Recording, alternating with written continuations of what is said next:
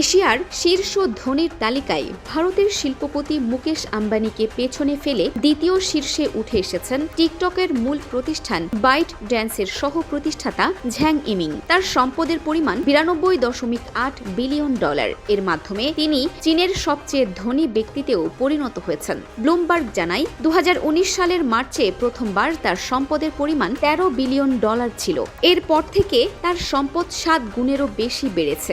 Byte ড্যান্সের বৈশ্বিক ব্যবসা সম্প্রসারণ এবং কৃত্রিম বুদ্ধিমত্তা খাতে দ্রুত অগ্রগতিকে এর প্রধান কারণ হিসেবে দেখা হচ্ছে। বিশ্বব্যাপী জনপ্রিয় স্বল্প দৈর্ঘ্যের ভিডিও প্ল্যাটফর্ম টিকটকের ধারাবাহিক সাফল্যের পাশাপাশি বাইট ড্যান্সের কৃত্রিম বুদ্ধিমত্তা ভিত্তিক চ্যাটবট দৌবাও চীনের সবচেয়ে জনপ্রিয় এআই চ্যাটবটে পরিণত হয়েছে। ব্লুমবার্গের তথ্য অনুযায়ী প্ল্যাটফর্মটির মাসিক ব্যবহারকারীর সংখ্যা 30 কোটিরও বেশি। কৃত্রিম বুদ্ধিমত্তা খাতে নিজেদের অবস্থান আরও শক্তিশালী করতে বাইট ড্যান্স বিপুল বিনিয়োগের পরিকল্পনা করছে। প্রতিষ্ঠানটি 2026 সালে প্রায় 70 বিলিয়ন ডলার ব্যয়ের বিষয়েও আলোচনা করছে বলে উল্লেখ করা হয়েছে প্রতিবেদনে। এই পরিবর্তনের ফলে এশিয়ার ধনীদের তালিকায় মুকেশ আম্বানি তৃতীয় স্থানে নেমে গেছেন। বর্তমানে তার সম্পদের পরিমাণ 86.9 বিলিয়ন ডলার। 117.4 বিলিয়ন ডলার সম্পদ নিয়ে ভারতের গৌতম আদানি এশিয়ার শীর্ষ ধনী হিসেবে অবস্থান ধরে রেখেছেন। তালিকায় চতুর্থ